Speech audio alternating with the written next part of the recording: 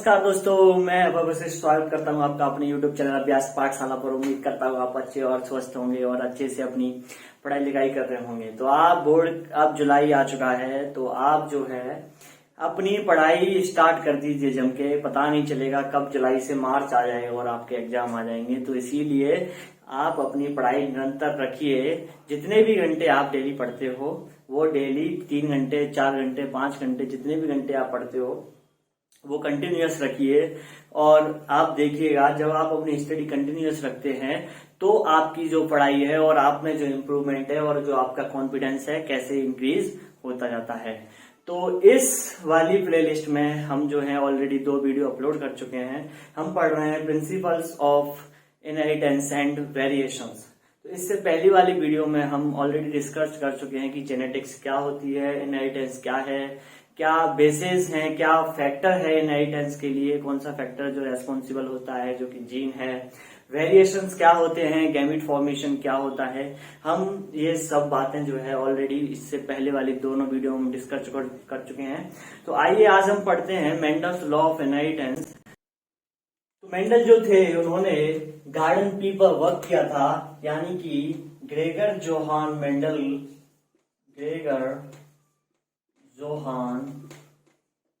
Mendel को father of genetics कहते हैं। Father of genetics.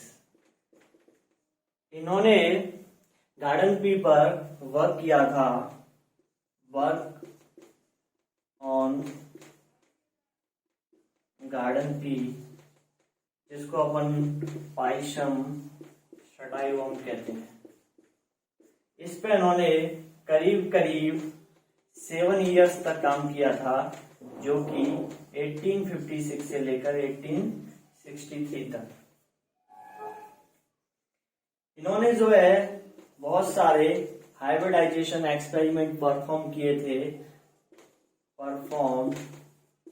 Hybridisation experiments,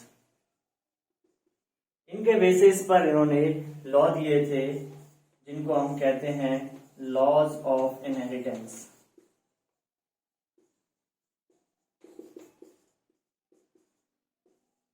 laws of inheritance. तो इन्होंने पी प्लांट पे जो अपने एक्सपेरिमेंट किए थे, तो पी प्लांट्स के सिलेक्शन में जो पी प्लांट्स के जो स्पेशल फीचर होते हैं उनके बारे में जानते हैं।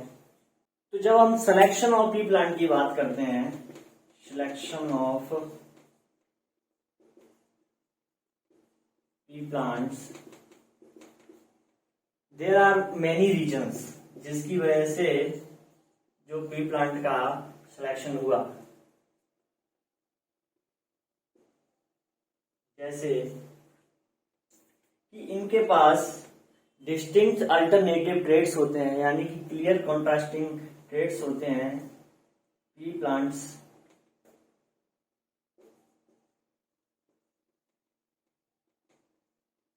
have distinct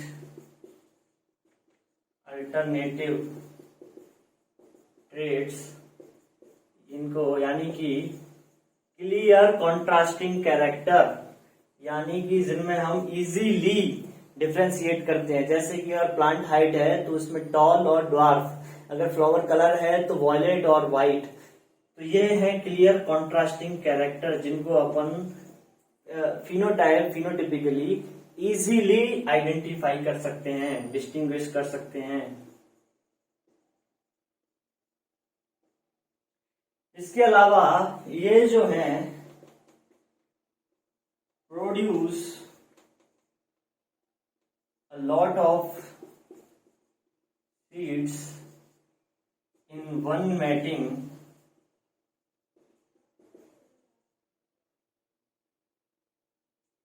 and clear its life cycle in one season.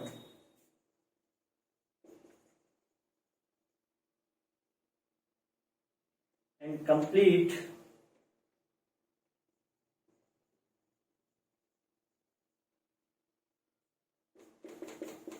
its life cycle in 1 year, 1 season, year नहीं, एक सीजन में जो है अपनी लाइफ साइकिल को कंप्लीट कर लेते हैं। द फ्लावर्स शो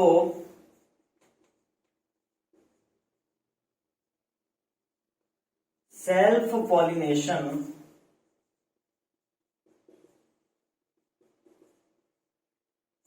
पॉलिनेशन यानी कि एक ही फ्लावर में जब पॉलिनेशन होता है, एक ही पेड़ के एक ही फ्लावर में या फिर एक ही पेड़ के दो फ्लावर के बीच में जो पॉलिनेशन होता है उसे अपन सेल्फ पॉलिनेशन कहते हैं। या क्रॉस पॉलिनेशन, जब दो प्लांट्स के फ्लावर्स के बीच में पॉलिनेशन होता है तो इसे अपन क्रॉस पॉलिनेशन कहते हैं। और जब एक प्लांट्स के दो फ्लावर या एक ही फ्लावर के बीच में पॉलिनेशन होता है तो इसे अपन सेल्फ पॉलिनेशन कहते हैं। तो the flower show self pollination, इसका मीनिंग है दिस लीड्स टू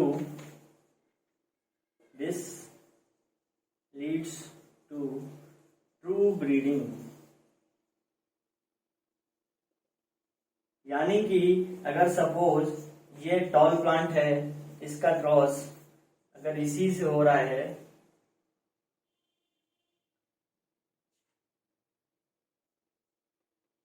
ये टॉल प्लांट है, अगर इसका क्रॉस इसी से हो रहा है तो यहाँ पर जो गैमीट बन के आएगा कैपिटल टी, यहाँ भी कैपिटल टी। अब जब इनका फर्टिलाइजेशन होगा तो ये बन के आ रहे हैं कैपिटल टी। फिर इसका जब अपन सेल्फिंग करा देंगे अपन जनरेशन में तो फिर से वही मिलेगा कैपिटल टी और फर्टिलाइजेशन में कैपिटल टी। इसके अलावा यहाँ पर क्रॉस पॉलिनेशन कराना बहुत ही इजी है। इसके अलावा जो अगला रीजन है वो है कि इनके फ्लावर्स को इजीली क्रॉस पॉलिनेट करा सकता है। It is easy to cross pollinate the flowers of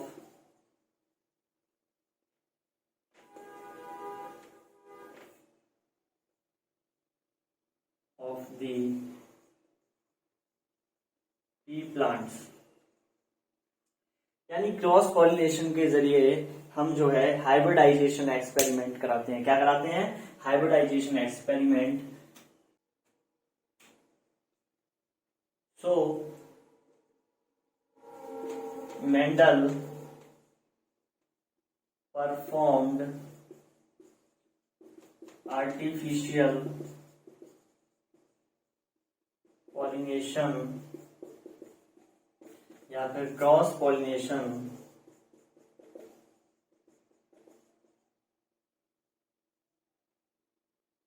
experiment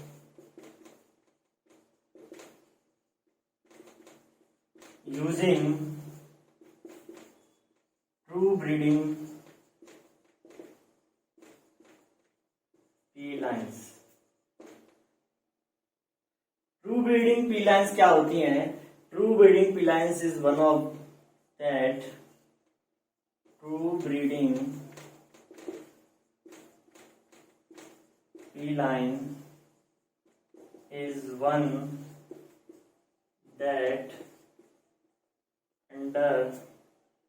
that having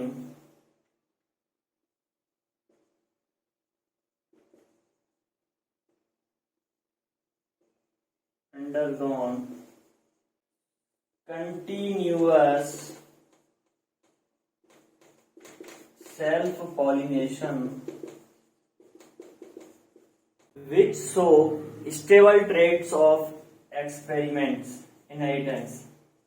shows stable traits of inheritance। ये क्या है? अगर आप ट्रू ब्रीडिंग पी लाइन में अगर सपोज आप इसका क्रॉस टॉल वाले का क्रॉस टॉल से ही कराते हो तो यहाँ पर मियोसिस के थ्रू जो गैमिट बन के आएगा, यहाँ भी जो गैमिट बन के आएगा, इनका जब फर्टिलाइजेशन करा देंगे तो बन के आएगा F1 जनरेशन। और यह F1 जनरेशन का वापस से अगर हम क्रॉस कराएंगे वही सेम, तो सेम यहाँ से कैपिटल T एक गैमिट बन के आया, कैपिटल T। गैमिट फॉर्मेशन मैंने पिछली वाली वीडियो में पढ़ाया, अगर आपने वो नहीं सीखा है तो पहले वो सीख के आइए, अदरवाइज ये आपको समझ में नहीं आएगा। तो यहाँ से फिर से इनका जो क्रॉस होता है तो बनता है कैपिटल T कैपिटल T। तो जनरेशन टू जनरेशन ये जो ट्रेट है मेंटेन रहता है, तो इसी को अपन कहते हैं ट्रू ब्रीडिंग पी लाइन या स्टेबल ट्रेट्स ऑफ इनहेरिटेंस। तो दोस्तों ये तो बात हुई सिलेक्शन ऑफ पी प्लांट्स की। अब मेंडल ने जो 7 पेयर्स ऑफ कॉन्ट्रास्टिंग ट्रेट्स लिए थे उनकी बात करते हैं। तो मेंडल ने 7 pairs of contrasting trait select किए। Mendel selected 14 true breeding P line, या फिर हमें कहेंगे 7 pairs of contrasting traits। अब ये 7 pairs of contrasting traits क्या थे, आइए इनको देख लेते हैं।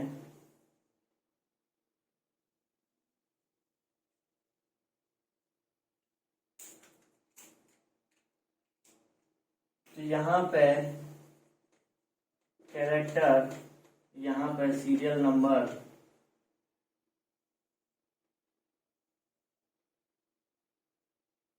और यहाँ पे contrasting traits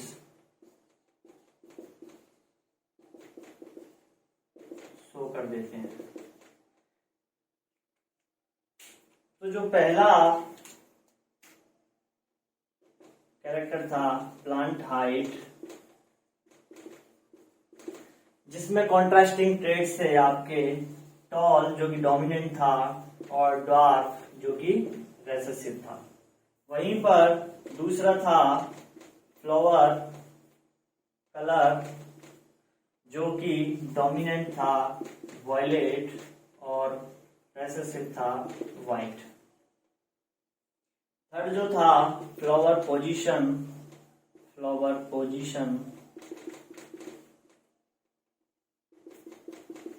axial and terminal. Axial जो पोजीशन होती है वो ऐसे होती है, और टर्मिनल पोजीशन यानी कि टिप पे होती है, ये टर्मिनल होती है। वहीं पर पोर्ट शेप की अपन बात करें, जो अगला कैरेक्टर है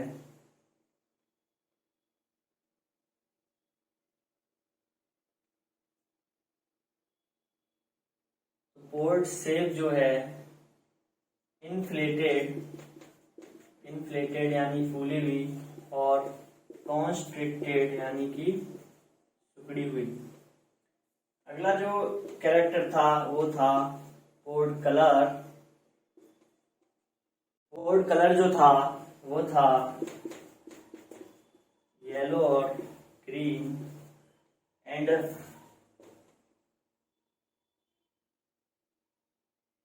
सीड शेप की बात कर लेते हैं। सीड शेप में round and yellow, round and wrinkle. Round जो थे डोमिनेंट थे, रिंकल रेसेसिव था। और अगला जो लास्ट पेयर है वो है सीड कलर जो कि येलो और ग्रीन। तो दोस्तों यहाँ पर एक तो हो प्लांट हाइट और 2 हो गए फ्लावर के ट्रेट, और वहीं पर 2 हो गए पोर्ट के ट्रेट और 2 हो गए सीड के ट्रेट। तो याद रखने की टिप है, एक तो प्लांट हाइट है, फ्लावर में फ्लावर कलर और फ्लावर पोजीशन आ जाएगा, पोर्ट में पोर्ट शेप और पोर्ट कलर आ जाएगा, वहीं पर सीड में सीड शेप और सीड कलर आ जाएगा। तो ये 7 पेयर ऑफ कॉन्ट्रास्टिंग ट्रेट से इधर जो लिख दिए हैं मैंने डोमिनेंट लिख दिए हैं सारे, और इधर जो है रेसेसिव लिख दिए हैं। अब इनके बेसिस पर हम प्लांट हाइट को लेकर मोनोहाइब्रिड क्रॉस कराएंगे। बात कर लेते हैं कि मेंडल ने जो अपना पहला लॉ दिया था या पहला जो क्रॉस दिया था वो था मोनोहाइब्रिड क्रॉस, यानी कि inheritance of one gene.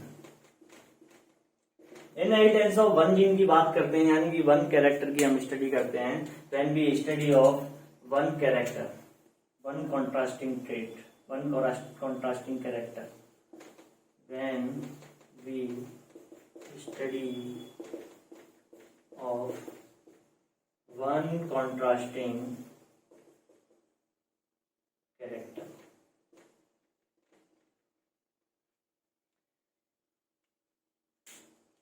That means, यानी कि ये जो है वो क्या है, मोनोहाइब्रिड क्रॉस। क्या है, मोनोहाइब्रिड क्रॉस। अब इस मोनोहाइब्रिड क्रॉस में मेंडल क्या करते हैं, मेंडल ने क्या किया, एक टॉल प्लांट लिया और एक ड्वार्फ प्लांट। टॉल प्लांट जो कि डोमिनेंट था, बाद जब रिजल्ट निकला तो उसमें पता चला, और ये क्या है, recessive. Capital T capital T, small T small T. जब यहां से मियोसिस के थ्रू जो गैमेट फॉर्मेशन होके आएगा वो कैपिटल टी बन के आएगा, और यहां से मियोसिस के थ्रू स्मॉल टी आएगा। तो ये जो थे पेरेंट्स थे, ये आपके गैमेट बन के आ गया। ये कंडीशन 2n थी,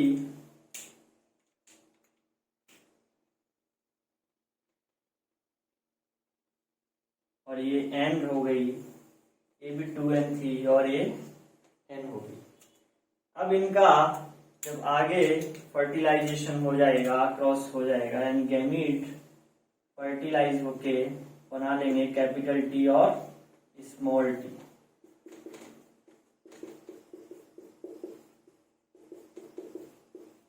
तो ये आपकी आ गई F1 जनरेशन। F1 जनरेशन, और इस F1 जनरेशन की जब हम सेल्फिंग करा देंगे, यानी यहां पर सारे प्लांट्स हमको कैसे मिले, टॉल, यानी कि जो भी F1 जनरेशन थी वो सारी की सारी रिजेंबल कर रही थी किससे, टॉल वाले पेरेंट से। तो इसका मतलब है कि जो टॉल वाला ट्रेट है वो क्या है, डोमिनेंट है ओवर दी ड्वार्फ। तो जब इस F1 जनरेशन के ऑफ स्प्रिंग के साथ वापस सेल्फिंग कराई गई for F2 generation, F2 generation के लिए इस F1 जनरेशन वाले ऑफ स्प्रिंग का आपस में क्रॉस करा देंगे। तो ये 2n, ये 2n, यहां से मियोसिस होगा,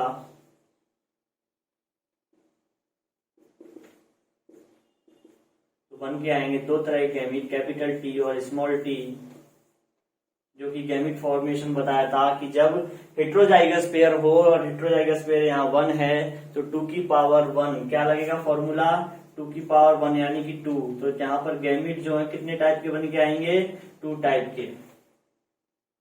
ऐसे ही यहां से मियोसिस के थ्रू 2 टाइप के गैमीट बन के आ जाएंगे, कैपिटल टी और स्मॉल टी, ये भी n और ये भी n।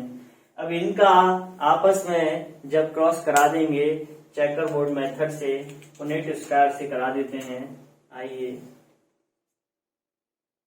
यानी या तो इसको आप ऐसे भी क्रॉस करा सकते हो, कैपिटल टी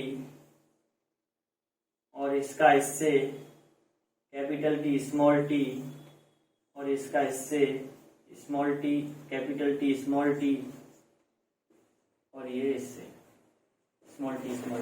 लेकिन हम इसको इजीली शो कर देते हैं पुनेट स्क्वायर बना के, ऐसे करने की बजाय।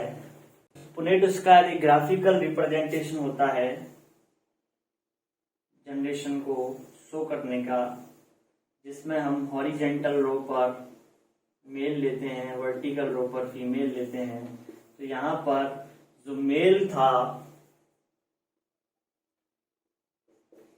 उसका गैमीट है कैपिटल टी स्मॉल टी, और फीमेल का भी कैपिटल टी और स्मॉल टी। तो इसका क्रॉस होगा तो कैपिटल टी मिलकर क्या बनाएंगे, टॉल।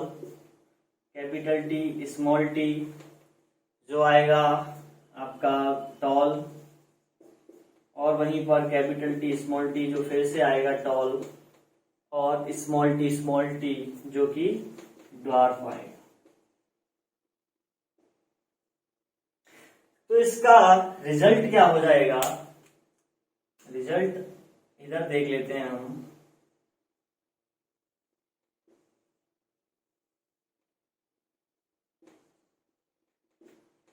यानी जो फिनोटाइप है वो हो जाएगा आपका 3:1, यानी कि टॉल और ड्वार्फ। तो phenotypic ratio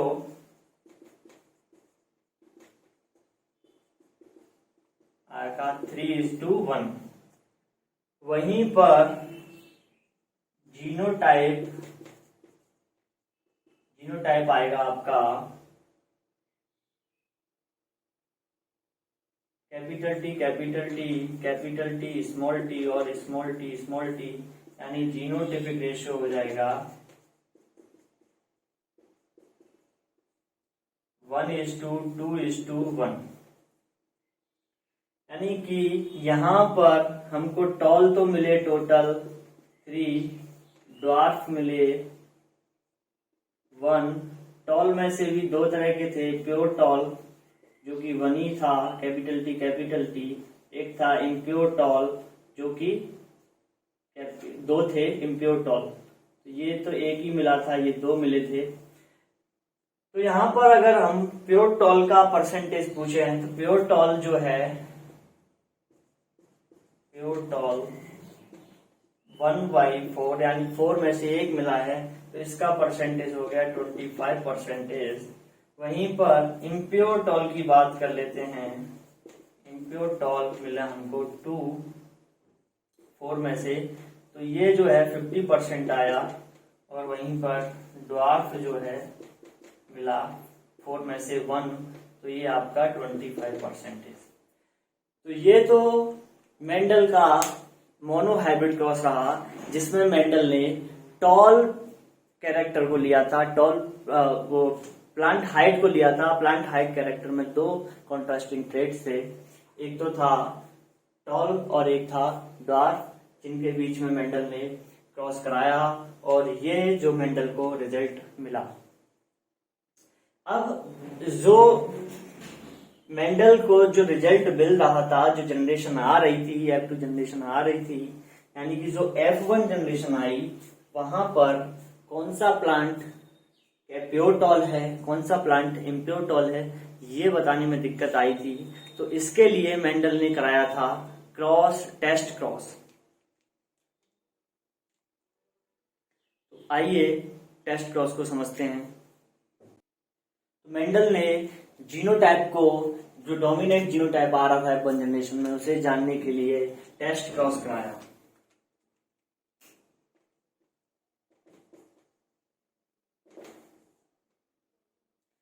test cross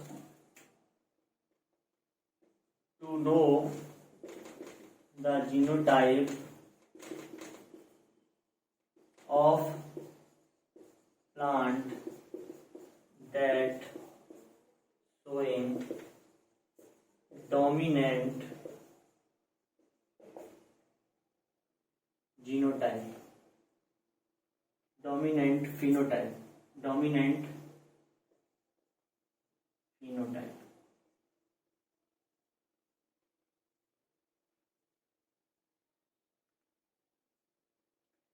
dominant phenotype, यानी कि इस डोमिनेंट में जो जीनोटाइप है प्लांट का, वो जीनोटाइप कैपिटल टी है, F1 जनरेशन में कैपिटल T स्मॉल t है, ये जानने के लिए मेंडल ने टेस्ट क्रॉस कराया, यानी कि होमोजाइगस डोमिनेंट और ये हेट्रोजाइगस डोमिनेंट।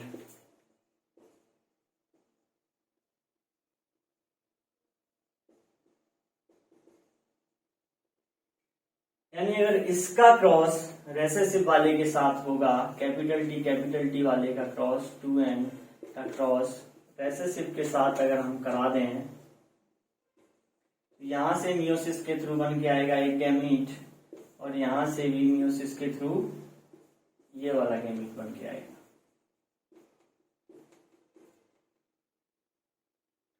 यहां पर फर्टिलाइजेशन से बन जाएगा कैपिटल T स्मॉल t, यानी कि यहां पर सारे जो भी प्लांट मिलेंगे, ऑल प्लांट्स आर टॉल, क्योंकि एक ही तरह का गैमीट यहां बन के आ रहा है और उसके साथ कितने भी रेसेसिव आप होंगे तो सब में टॉल प्लांट ही निकल के आएगा। लेकिन अगर इस वाले का क्रॉस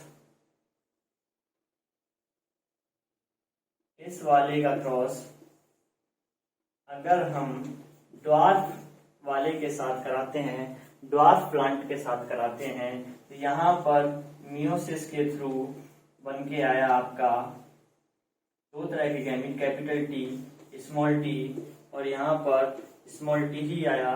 तो जितने यानी कि capital T small t tall plant मिलेंगे और वहीं पर स्मॉल t ड्वार्फ प्लांट मिलेंगे, यानी कि 50% आपको टॉल मिलेंगे और 50% आपको ड्वार्फ मिलेंगे।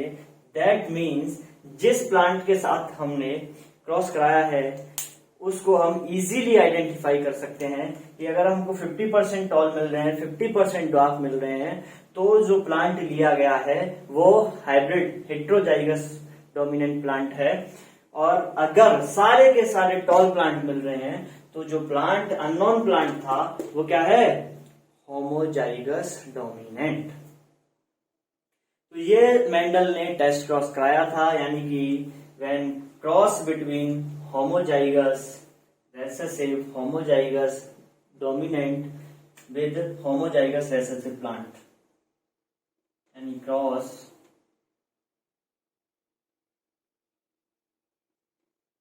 F1 generation tall plant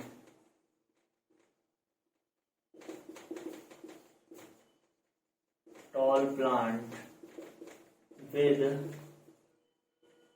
homozygous recessive. तो ये था टेस्ट क्रॉस। इसके बाद समझते हैं पुनेट स्क्वायर। तो आइए दोस्तों पुनेट स्क्वायर को समझ लेते हैं। पुनेट स्क्वायर की जो डिस्कवरी थी वो डिस्कवरी की थी रेजिनाल्ड सी पुनेट ने। यानी ये क्या है, एक ग्राफिकल रिप्रेजेंटेशन है मेल और फीमेल के ऑफ स्प्रिंग जो जीनोटाइप आ रहा है, जो ऑल पॉसिबल जीनोटाइप जो है वो उसको शो करने के लिए क्या graphical representation to calculate the probability of all possible genotype of offspring in a genetic cross. एक क्रॉस में जितने भी ऑफ स्प्रिंग के पॉसिबल जीनोटाइप मिल रहे हैं, जैसे कि pure tall, impure tall, dwarf, उन सबको शो करने के लिए इस रेजिनाल्ड सी पुनेट ने एक स्क्वायर शेप बनाई थी, जहां पर जो हॉरिजेंटल रो थी उन्होंने वहां पर मेल को रिप्रेजेंट किया और जो वर्टिकल कॉलम था उसमें फीमेल को रिप्रेजेंट किया, यानी कि कुछ इस तरीके से। तो जो हॉरिजॉन्टल रो थी वहां पर मेल को रिप्रेजेंट कर दिया और जो वर्टिकल रो थी उसमें फीमेल को। ये होती है हॉरिजॉन्टल लाइन और ये होती है वर्टिकल लाइन, और ये है वर्टिकल। तो ये था ओवरऑल मोनोहाइब्रिड क्रॉस, यानी कि इनहेरिटेंस ऑफ वन जीन। इस वीडियो में हम सिर्फ इतना ही पढ़ेंगे, जो इनहेरिटेंस ऑफ टू जीन या इससे पहले जो मोनोहाइब्रिड क्रॉस पर जो लॉ बेस्ड हैं, law of dominance and law of segregation, वो हम अगली वाली वीडियो में पढ़ेंगे। तब तक के लिए पढ़ते रहिए, स्वस्थ रहिए, मस्त रहिए। और इस वीडियो को अगर पसंद आई तो लाइक, शेयर, सब्सक्राइब कर दीजिए आप बिना कहे। जय हिंद, जय भारत, हरे कृष्णा।